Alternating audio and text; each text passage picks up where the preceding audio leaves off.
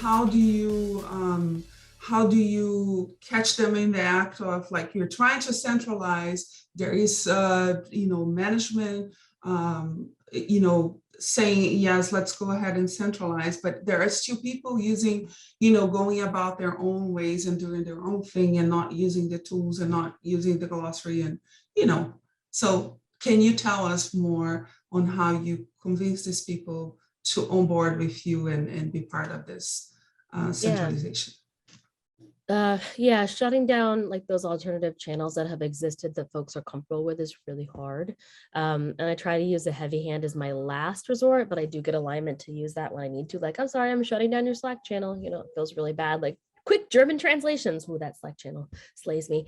But I spend a lot of time finding the people in the organization, like aside from the person that is not maybe so willing to go on the journey. I find the folks that are, and I drag them to like the platform presentation opportunities. And I say, now I'm going to present with the mobile team.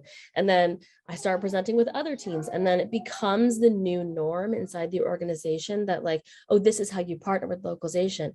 And then those folks become evangelists inside the company for us at like a product to product level, right? So if you're struggling with like a product team, another product team is kind of sidling up to them and being like, why don't you just use the centralized operation? It's so much easier and my quality is so much better, right? And so you have to find out who those people's peers are and maybe use a little peer pressure by celebrating where you are having successes in the organization.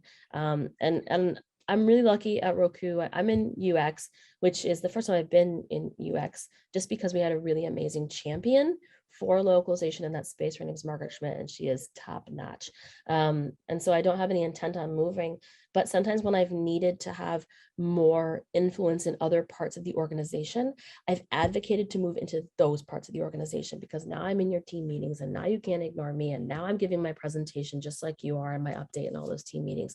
So these are all like, I feel like I'm giving you all these like sneaky corporate chess moves.